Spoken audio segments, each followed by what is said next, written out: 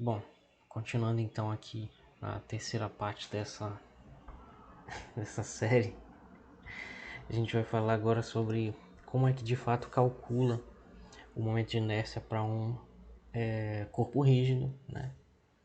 E nós vamos ver então alguns exemplos. Bom, então nós vamos fazer o seguinte: primeiro a gente tem que falar sobre densidade, tá? Densidade de massa. E aí, para falar sobre densidade, a gente tem que falar dos três casos, porque a densidade depende da dimensão. Então, a densidade ela pode ser uma densidade de uma linha, que vai ser a linear, em uma dimensão. Em duas dimensões, uma superfície, densidade superficial. Em três dimensões, densidade volumétrica, que é o que a gente está mais acostumado em outras situações aí. Certo? E aí a gente vai ver um exemplo de como calcular a inércia rotacional em cada um desses casos, né? E vou mostrar também uma tabela com outros exemplos que eu não vou demonstrar. Então, o conceito de densidade, ele é uma coisa bem interessante, né? Porque ele mede como a massa se distribui no corpo. Então, um corpo que tem mais massa concentrada é um corpo mais denso. Um corpo que tem menos massa concentrada é um corpo menos denso, né? Então, para aplicações de engenharia, a gente poderia falar assim num primeiro momento que, por exemplo, diferentes materiais de construção vão ter densidade diferente. Isso vai influenciar de alguma maneira no uso dele. E diferentes fluidos também vão ter densidades diferentes, né? Então nessa figura aí tem alguns materiais de construção interessantes aí. Então, bom, tem a madeira, tem o concreto e tem essa espuma, né? É interessante que essa espuma tem uma densidade baixa, que ela tem uma massa distribuída, uma massa pequena distribuída por volume. E ela é utilizada em países como, por exemplo, os Estados Unidos, um pouco no Brasil também, para preencher as paredes, porque ela tem propriedades interessantes de isolamento térmico, né, e acústico. E tem ali o concreto, que já é mais denso, né, que é utilizado também para construção. E a madeira, enfim, cada um vai ter a sua densidade. Claro que eles vão diferir por muitas características, mas uma das diferenças é a espuma é leve, porque tem uma densidade baixa. Massa por volume dela é baixa. E o concreto é muito denso. Massa por volume dele, que é a densidade, é alta. Nessa figura de baixo, uma comparação entre dois fluidos. Então, isso daí é, na verdade, um desastre ambiental, né? Que tem petróleo derramado sobre o leito de um rio ou de um trecho do oceano. Então, o petróleo é um fluido mais leve do que a água. E aí a gente está falando de densidade justamente para parar de falar assim, mais leve, mais pesado. O petróleo é menos denso, a densidade dele é baixa em comparação com a água, porque ele tem uma quantidade de massa por volume menor do que a água, né? A água é mais densa. Então, quando a gente está falando de fluido e a gente mistura fluidos com densidades diferentes, se eles não se misturam, que é o caso do óleo e da água por propriedades químicas, né, diferentes, devido à polaridade das moléculas, como se discute, por exemplo, no ensino médio. Então, por esse motivo, o petróleo que tem uma densidade menor fica mais em cima e a água que tem uma densidade maior fica mais embaixo, né? Então, isso daqui estou só trazendo alguns elementos relacionados com essa ideia de densidade e a gente vai explorar um pouco melhor ela e ela vai ser uma das características que a gente vai ter que lidar na hora de calcular o momento de inércia, ou também chamado inércia rotacional. Bom, então a densidade vai depender da dimensão. Dimensão é o seguinte: a gente tem três figuras aqui, vamos explicar isso aqui passo a passo. Tem três figuras aqui. Essa figura, essa linha, ela representa um objeto unidimensional, que num caso concreto de uma aplicação na engenharia poderia ser uma barra, poderia ser um fio, né? Enfim, depende da situação. Ou até mesmo uma viga que possa ser considerada unidimensional, algo assim, certo? Aí essa situação do meio aqui é uma superfície bidimensional, não basta considerar só o comprimento dela, é necessário considerar também um comprimento e uma largura, ainda que possa vir a ser curvo, então isso daí poderia ser aquelas superfícies que a gente estuda em cálculo 2, por exemplo, né? Poderia ser um paraboloide, hiperboloide, poderia ser cela de cavalo, uma esfera, um cubo, um quadrado. São formas geométricas que vão representar situações físicas, e a aplicação física vai depender, obviamente, da situação. Então isso daí poderia ser o chão, por exemplo, poderia ser uma parede, né? Que vai representar aí uma superfície bidimensional. E a gente pode ter também uma situação tridimensional, que é a realidade, né? Na verdade, só que sem considerar nenhuma simplificação, vai ser sempre tridimensional. Então aí botei um sólido com um formato qualquer aí, ok? Então tem essa primeira diferença da dimensão. A linha tem uma dimensão, a superfície tem duas, um objeto que ocupa um volume vai ter 3 dimensões, certo? Então, a densidade ela vai ser definida de acordo com a dimensão. Para esse objeto unidimensional aqui, essa linha, a densidade vai ser a derivada da massa em relação a esse L, tá? Aqui embaixo não é um I, é um L. Esse L é o elemento de comprimento. L é usado porque vem do uma convenção, né, que pegou devido a traduções de livros americanos e etc, europeus, etc, né, da palavra length, que significa comprimento, né. Então, o L é usado para linhas. Brasileiro, a gente fala que é uma linha, né? Então, esse DL vai ser o que a gente chama de elemento de linha. Vai ser um pequeno pedaço dessa linha aqui, representado matematicamente de uma maneira que a gente possa trabalhar com ele. Então, a densidade vai dizer como a massa está distribuída no comprimento. Grosso modo é isso, tá? É massa por comprimento. Vai ser a densidade linear que a gente vai chamar. Por caso bidimensional, a densidade ela vai ser a derivada da massa em relação à área. Então, na verdade, ela vai ser uma medida de como a massa está distribuída na área da superfície, tá? Então, só comparando, a linha vai ter um comprimento, né? A superfície vai ter uma área, certo?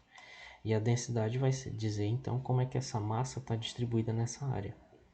E, finalmente, para o caso mais geral, do qual os outros são casos particulares, mas que a gente destaca por ser interessante, a densidade vai ser massa por volume.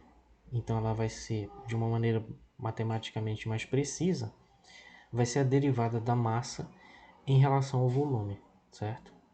Então vai ser a densidade volumétrica nesse caso. E o caso do meio, esqueci de falar, é a densidade superficial. Então, repetindo, em uma dimensão, densidade linear de massa, em duas dimensões, densidade superficial, em três dimensões, densidade volumétrica. Então, isso vai influenciar em como a gente vai calcular a inércia rotacional de um objeto unidimensional, bidimensional e tridimensional, né? Por isso que eu fiz essa pausa longa para poder explicar o que é a densidade de cada um, certo? Então vamos ver caso a caso. E tendo em mente também que o cálculo da inércia rotacional ele não está ligado apenas à massa, mas a maneira como a massa está distribuída, que a gente fala distribuição de massa, né? Então, como a massa está distribuída no volume, na superfície ou no comprimento, certo? E além disso, tem a questão do eixo de rotação que a gente vai falar um pouco melhor no próximo vídeo, tá? Ok, então o primeiro caso é a densidade em uma dimensão, certo? E aí eu peguei aquela mesma linha que eu usei como exemplo lá, mas isso é só uma representação matemática, geométrica de uma situação real. Então esse DL é o que a gente chama de elemento de comprimento e ele vai depender da geometria do objeto do sistema de coordenadas. Então, por exemplo, se for em uma dimensão, como a gente vai ver um exemplo aqui, em uma dimensão, um trecho dele, a gente poderia chamar isso aqui de eixo X. Então, um pequeno pedaço dessa barra vai ser o DL, nesse caso seria o próprio DX, certo? Agora, se essa barra estivesse assim oblíqua, digamos, no eixo x e y, aí o DL já vai ser outra coisa que a gente vai ter que calcular. Esse aqui vai ser o DL, né? Ele não vai ser nem dx nem dy, certo? Se fosse um círculo, por exemplo, né, o elemento de comprimento aqui do círculo, o dl, ele vai ser, na verdade, igual ao raio vezes o diferencial do ângulo dθ. Vai ser um r dθ. Então isso vai depender muito da geometria do problema. É isso que eu quero dizer com geometria, tá? É o formato. Se for uma reta, vai ser de um jeito. Se for curvo, vai ser de outro. Se em vez de um círculo fosse uma elipse, aí já não seria mais o mesmo. Ia mudar de novo. Então isso vai depender do formato da curva. É isso que eu quero dizer com geometria. A próxima coisa que a gente tem que levar em consideração é o elemento de massa. Então a gente fica falando elemento, elemento, elemento. Isso é uma representação matemática de um pedaço pequeno do objeto. Então é como se a gente pudesse cortar bem aqui, ó. E esse pedacinho ele vai ter uma massa muito pequena, que a gente vai chamar de dm, e ele vai ter um tamanho muito pequeno, que vai ser o dl, tá certo? E a densidade vai ser, grosso modo, a divisão dos dois, né? Então a densidade vai ser a divisão dessa pequena massa por esse pequeno L, esse pequeno comprimento. Quando a gente torna isso matematicamente mais significativo, mais coerente, mais correto, a gente tem a derivada. Então vai ser a derivada da distribuição de massa ao longo desse comprimento, beleza? E a gente vai ver um exemplo agora. A unidade, como vai ser massa por comprimento, né? A unidade do SI vai ser quilograma por metro, tá certo? Quilograma dividido por metro. Então o exemplo é o seguinte, a gente tem uma barra fina e vamos analisar a inércia rotacional dela em relação ao eixo que passa pelo seu centro. Então vamos considerar que essa barra ela tem aqui um comprimento L, né? Então ela está aqui no eixo X e Y. Então essa barra ela vai de menos L sobre 2 até L sobre 2 no eixo X. E ela vai rotacionar em relação ao eixo Y. O eixo Y vai ser o eixo de rotação. Então vai ser tipo essa que eu estou fazendo com essa caneta aqui, né? Vai ter um eixo Y aqui e a barra vai rotacionar assim em relação a esse eixo Y. E aí, para que a gente consiga fazer isso de uma maneira mais organizada, talvez, né? A gente pode separar isso em passos. Então, o primeiro passo é o cálculo de ρ, certo? Então, o cálculo de ρ, que é a densidade, vai ser o seguinte: a densidade, esqueci de falar. Esses exemplos que a gente vai considerar, a densidade é constante. Por quê? Porque esse caso é o que mais importa, na verdade. Se a gente for pensar, por exemplo, em materiais de construção, eles são misturados, né, e ficam homogêneos. Claro que vai ter imperfeições sempre, mas grosso modo eles vão ficar homogêneos, então eles vão ficar com a mesma densidade, né, ao longo de todo o material. Então, para aplicações práticas é razoável que pelo menos num primeiro momento a gente considere que a densidade é sempre constante. Materiais com densidade constante a gente chama de homogêneos, certo? Homogeneidade é uma palavra na física que significa ser constante em relação à posição.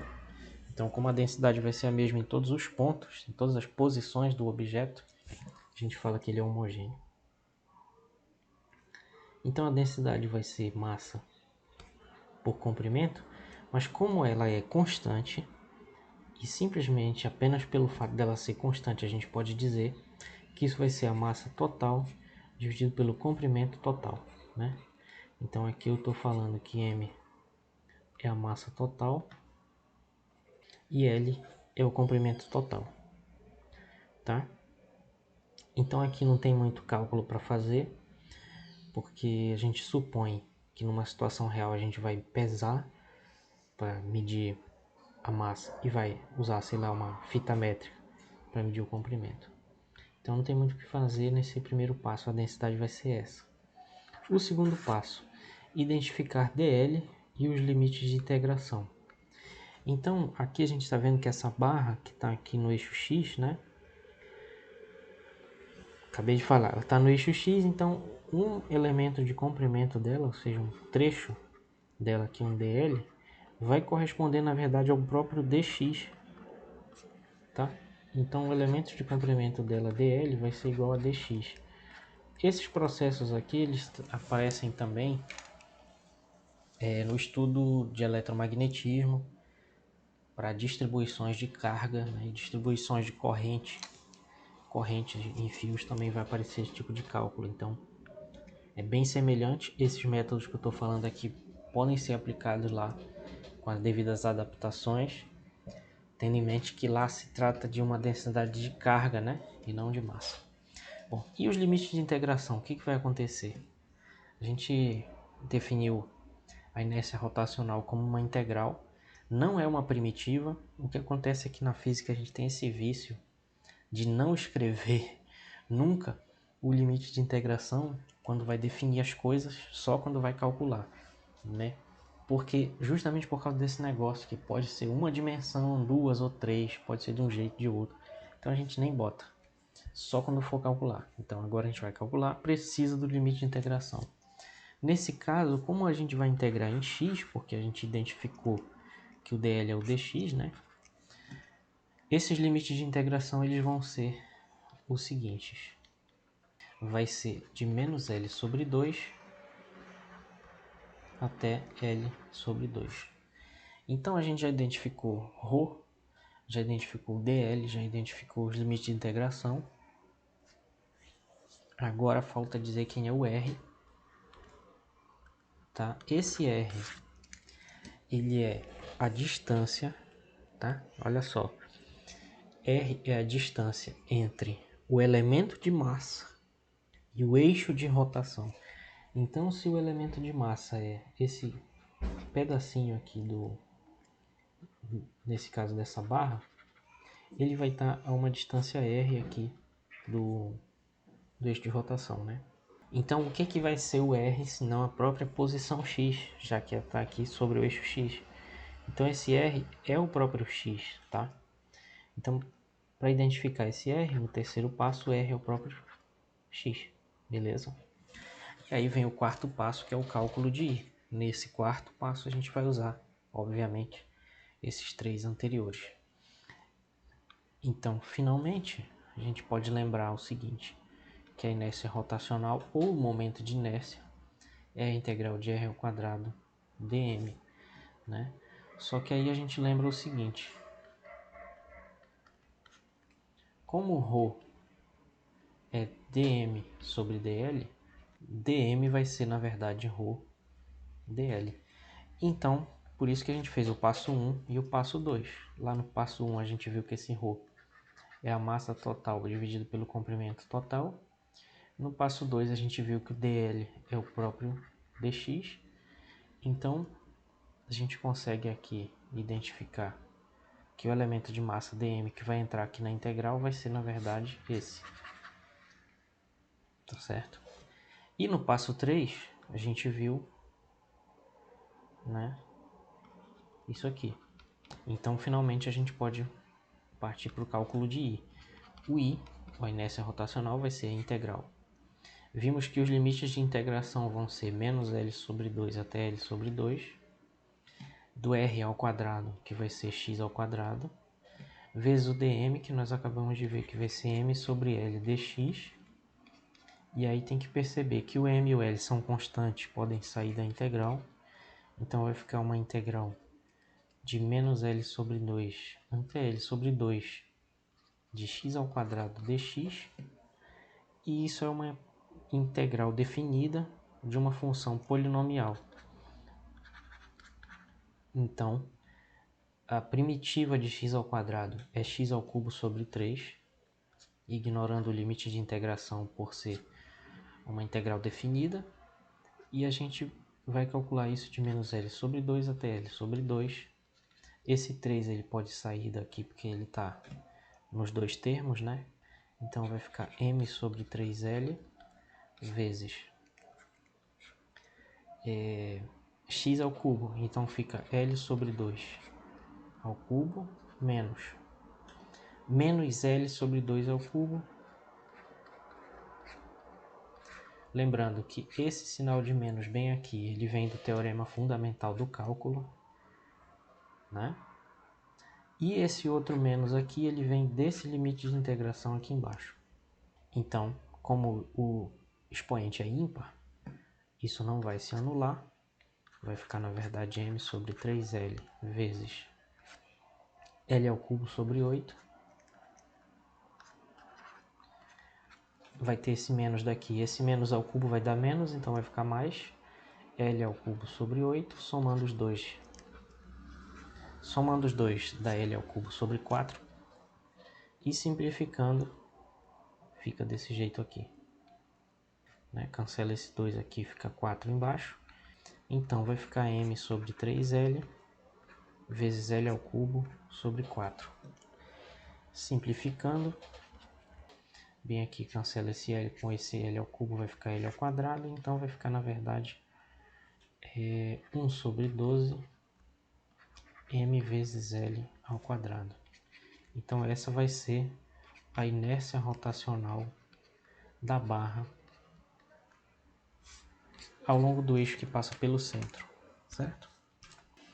Bom, vamos ver então como é que fica um caso bidimensional. Um caso bidimensional genérico, agora a gente vai ter que considerar o elemento de área dA, que vai depender também da geometria do objeto. Então, se for um plano, vai ser de um jeito, se for uma esfera, vai ser de outro, e assim por diante. E o elemento de massa e a densidade.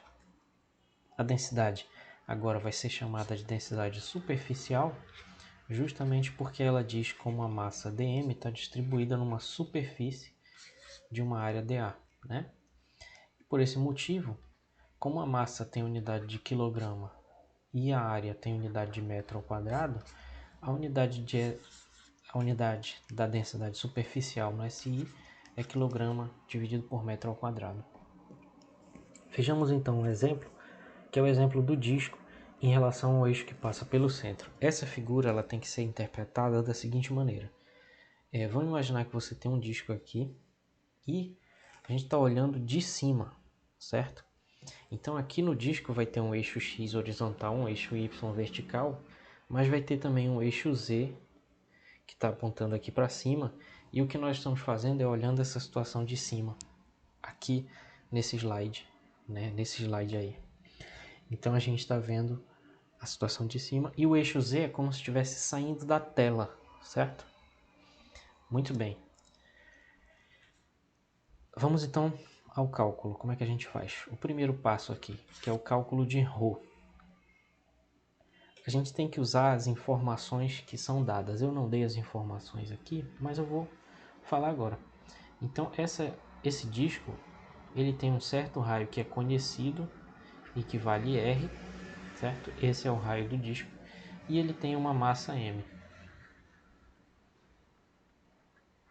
Então ele tem uma massa M e um raio R, certo?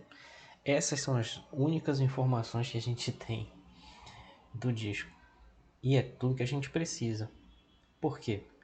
Porque para calcular a densidade ela vai ser a derivada da massa em relação à área de verdade, né? Claro, vai ser isso. Só que como a gente está supondo que tudo é homogêneo, isso vai ser também a massa total dividido pela área total, certo?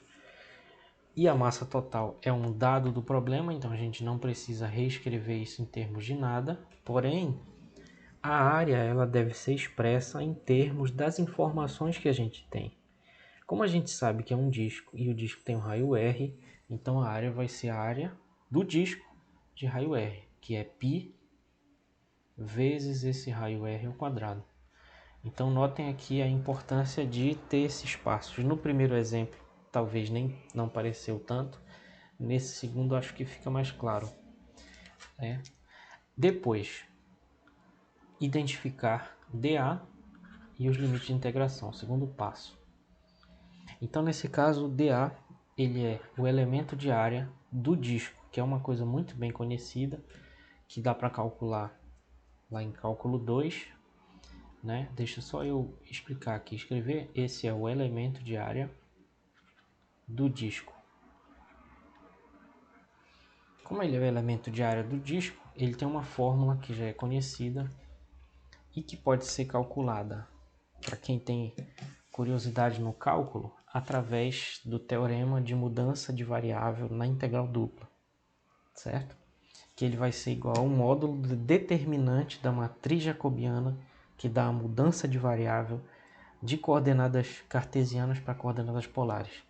Então, quem não lembra disso tudo, o dA ele vai ser simplesmente R vezes dr, vamos chamar R minúsculo, das coordenadas polares, né? dθ. Então aqui a gente já está partindo para coordenadas polares implicitamente, tá? Então aqui já tem coordenadas polares. Por quê?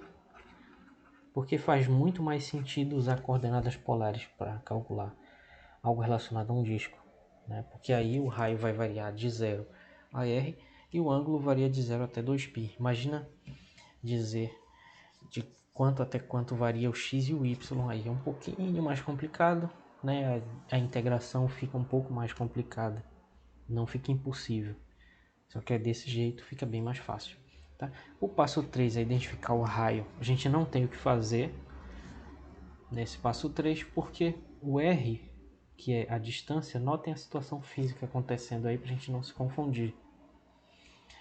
Esse disco ele existe, é um disco de verdade que a gente está olhando de cima. Então esse R é R minúsculo, é a distância entre um elemento de massa dele e o centro. Então a gente poderia desenhar aqui um elemento de massa. A gente poderia desenhar aqui um elemento de massa que está em algum lugar aqui do disco. Ele vai estar a uma distância R minúscula desse centro do disco, certo? E essa distância R vai variar. Então isso corresponde à própria coordenada R das coordenadas polares. Então não é só porque a gente está usando a mesma letra, mas é porque é a mesma coisa, certo? Então esse Rzinho, esse R minúsculo, da fórmula do cálculo do momento de inércia, já está correspondendo exatamente à própria coordenada R das coordenadas polares.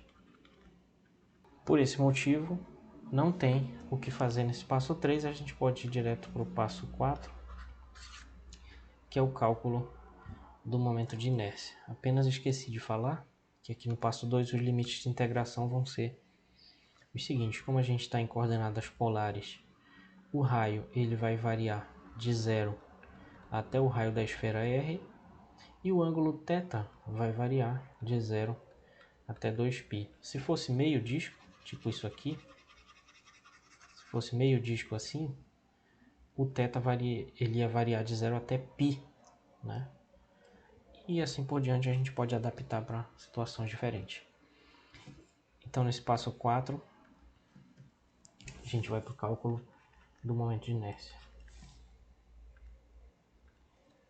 Então o momento de inércia ele é aquela integral de r ao quadrado dm, nesse caso vai ser uma integral dupla, porque o dm agora vai ter duas coordenadas, então isso vai ser a integral de r ao quadrado, e o dm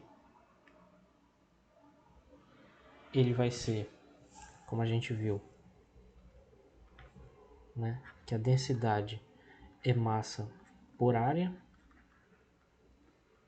e isso é dm dA. Então fazendo uma regra de 3, esse dm vai entrar aqui e ele vai ser ρ vezes dA, certo?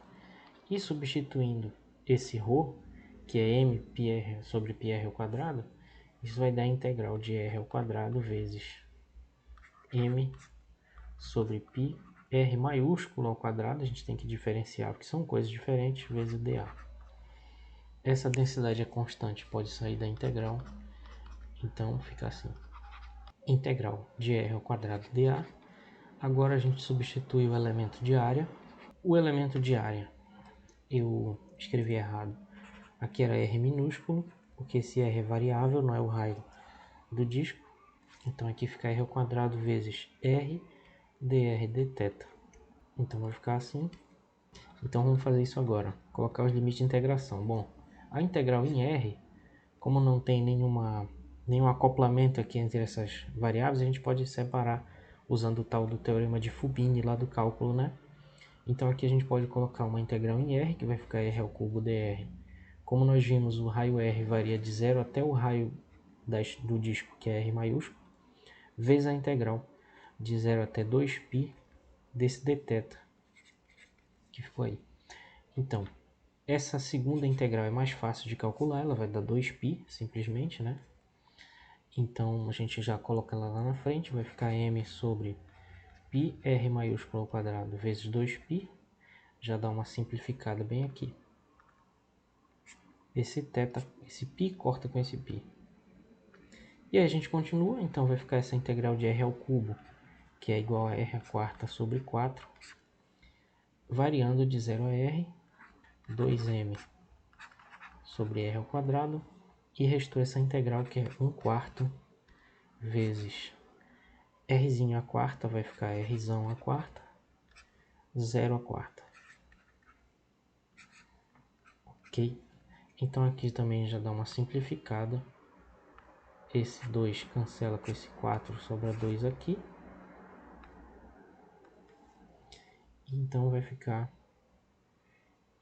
m sobre 2r ao quadrado vezes r à quarta. E aí cancela esse r ao quadrado com esse 4, vai ficar r ao quadrado lá em cima.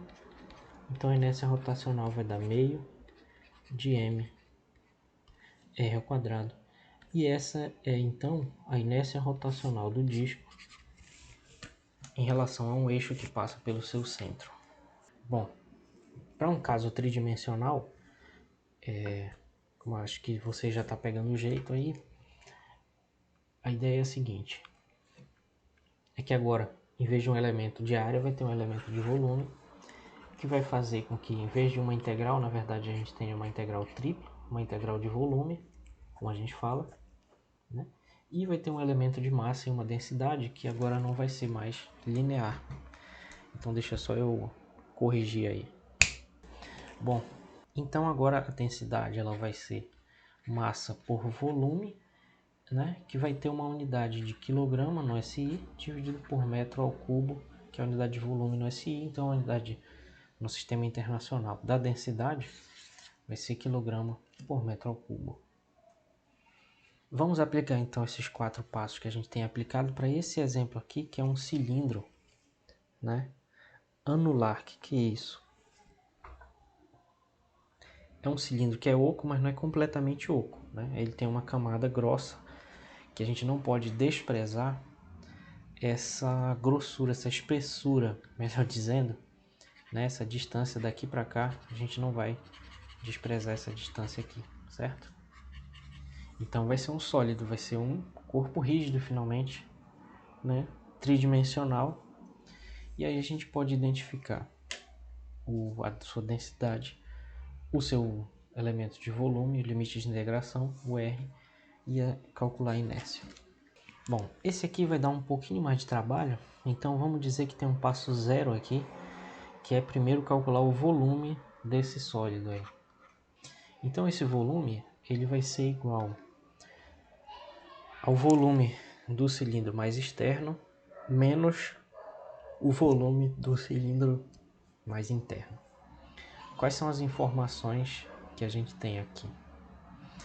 As informações que a gente tem são o raio interno e o raio externo, que eu vou chamar esse raio interno aqui, vou chamar de B. E esse raio mais externo, que é o maior, aqui eu vou chamar de A, certo?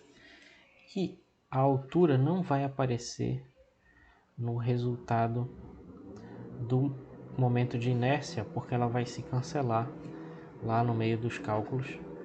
Mas, para que a gente possa fazer o cálculo, a gente tem que dar um nome para essa altura. Então, vamos dizer que ele tem uma altura H. Isso é uma letra H, certo? Então, vamos calcular o volume. O volume de um cilindro, desse cilindro aqui, o volume de um cilindro como esse aqui, de raio R, e altura H, tá? Ele vai ser igual à área da base, que vai ser um disco, vezes a altura. Então, o volume do cilindro, ele é a área da base, que é π vezes r ao quadrado, vezes a altura, que é h. Essa é a fórmula do volume do cilindro, mas não é isso que a gente vai aplicar diretamente, né? Porque a gente quer saber o volume desse sólido aí. Então o volume desse sólido, que a gente vai chamar de V, vai ser igual ao volume do cilindro mais externo menos o volume do cilindro mais interno. Então isso vai ser π vezes o raio do cilindro mais externo, que é A, ao quadrado pela fórmula, vezes a altura, menos o volume do cilindro mais interno, que vai ser π vezes o raio mais interno, que é B, ao quadrado pela fórmula aqui, vezes a altura H. Então esse volume V, ele vai ser π vezes H, né, vezes A ao quadrado menos B ao quadrado. E aí vem o passo 1, que é o cálculo da densidade. Então a densidade ela vai ser massa dividido por volume, que vai ser então a massa total do cilindro, que a gente supõe que é uma informação que a gente conhece, dividido por π vezes h, vezes a ao quadrado menos b ao quadrado. Diferente dos outros exemplos, a gente vai deixar para substituir esse ρ só lá no final, porque senão vai ser meio chatinho ficar repetindo isso toda hora. Então o passo 2 é identificar o dV. Nesse caso, como a gente está em 3 dimensões e tem um cilindro com toda a simetria correspondente às coordenadas cilíndricas, a gente vai utilizar coordenadas cilíndricas aqui. Em coordenadas cilíndricas, o elemento de volume dV vai ser o elemento de área dA do disco vezes o dz, que é do eixo z lá da altura. Então esse elemento de volume dV vai ser R dr dθ dz. E os limites de integração?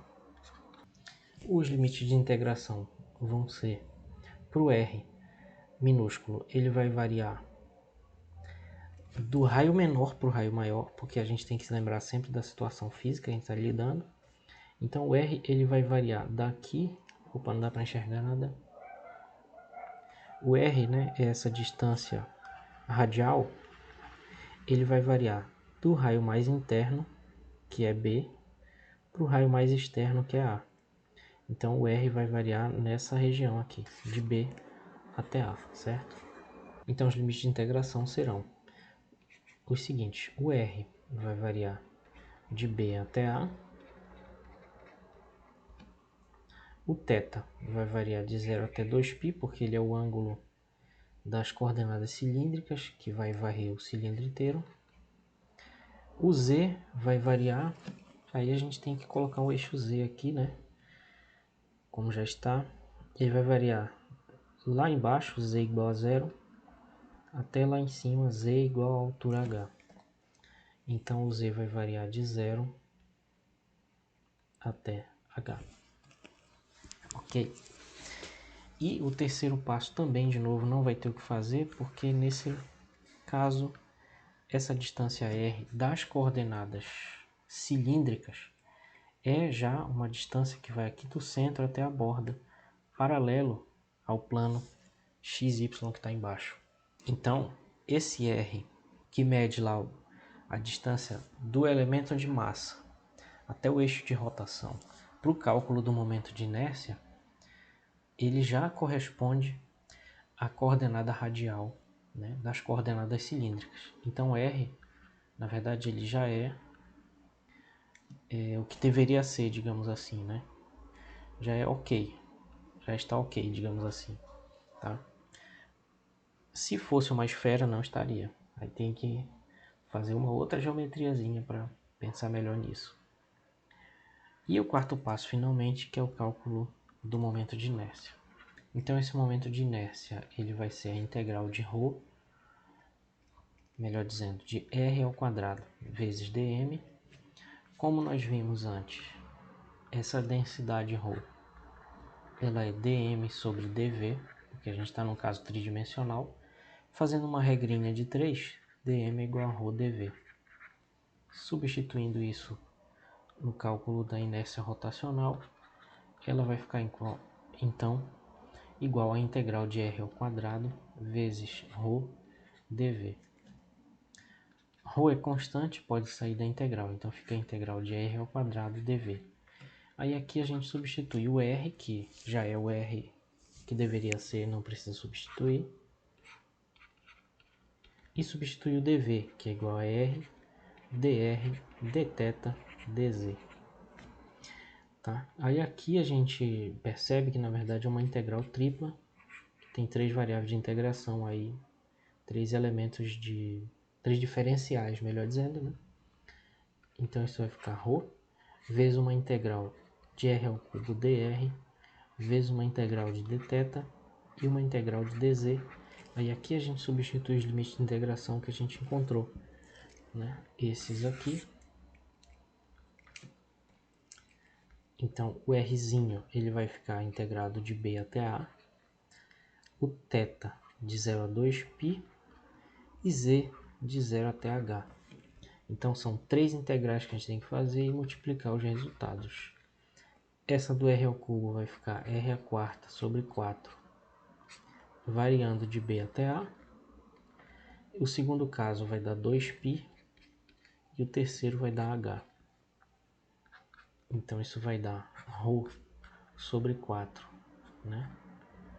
Vezes esse termo que é 2π vezes h, vezes essa integral vezes esse r à quarta, variando de b a a, que vai dar a quarta menos b a quarta. Então aqui vai cancelar esse 2 com esse 4, vai ficar 2 embaixo. Então vai ficar meio de π vezes h vezes ρ vezes a quarta menos b a quarta. Agora sim a gente vai substituir o ρ, porque imagina se a gente pegasse aquele ρ imenso e substituísse tudo, isso aí ia ser cansativo. Então vamos substituir agora esse valor de ρ que está aí em cima no passo 1, né? Vamos substituir. Então, lembrando que o ρ vale isso aqui, a gente pode então dizer que a inércia rotacional vai ser igual a meio vezes π vezes h vezes a quarta menos b a quarta vezes o ρ, que é esse termo todo aqui. E aí a gente vê de cara que vai cancelar esse π vezes h, né? Só que tem mais uma coisa que vai cancelar aí por causa de uma identidade que é um produto notável, né? Que é o produto da soma pela diferença.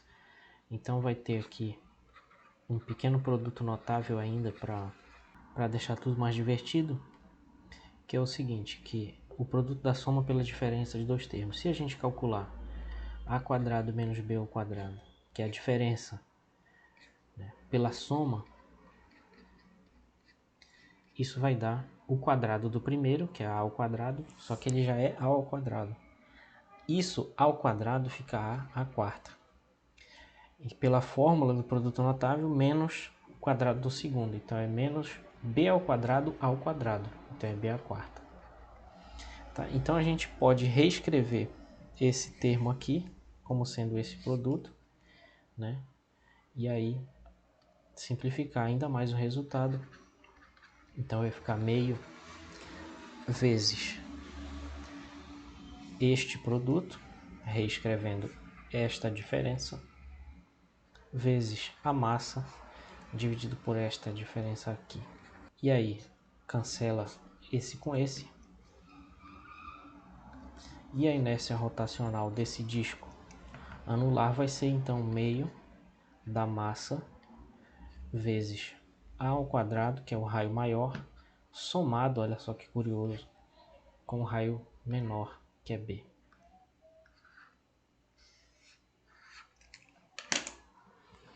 Bom, no livro nós podemos encontrar tabelas, né, que vai ter outros momentos de inércia. Eu dei aqui para você um exemplo em cada dimensão. Então um exemplo em uma dimensão, um exemplo em duas, um exemplo em três, mas a quantidade de exemplos é infinita, né? Então o mais interessante a gente aprender a calcular. Para calcular de fato, né, vai depender do seu conhecimento de cálculo, né, porque para calcular em duas e três dimensões é preciso saber integral dupla e tripla, na verdade, né? Então é interessante ter essas tabelas e saber consultar. Bom, eu coloquei aqui essa tabela que está disponível no livro, no Fundamentos de Física, volume 1, certo? Que a gente conhece como Halliday, né? Esse exemplo que eu acabei de fazer seria esse exemplo B aqui, né? Então vocês percebem que de fato dá meio da massa vezes a soma dos quadrados dos raios, raio interno e externo, né? A gente calculou também aqui algo parecido com isso, né? E também a esfera maciça, também é um exemplo bem interessante de calcular em relação ao diâmetro. Bom, e aqui tem um monte. Ah, sim, a gente fez essa letra aí também, né? Uma barra fina em relação ao eixo perpendicular à própria barra. Deu 1 sobre 12 massa vezes o comprimento ao quadrado, a gente viu isso aí. E além disso tem mais esses três aqui também, tá? Então esses são os exemplos que tem no livro. Além disso eu incluí aqui também duas fontes, que eu sei que não dá para clicar no link do vídeo, mas eu vou colocar aí embaixo para vocês consultarem, né? Tem esse blog do engenheiro Ezequiel Borges, tem esse livro aí também, obviamente deve ter muito mais coisa que eu não conheço, né? Com certeza deve ter, mas eu coloquei esses dois aí que eu acho que são complementos interessantes. Então tem os exemplos que a gente viu, tem essa tabela, a parte B dessa tabela, e tem mais essas duas aí para quem tiver curiosidade, né? Então na próxima a gente vai falar como é que fica a inércia rotacional trocando de eixos, certo? Que é o chamado teorema dos eixos paralelos, é bem interessante. E no quinto e último vídeo a gente vai falar sobre torque e momento angular. Então, até a próxima.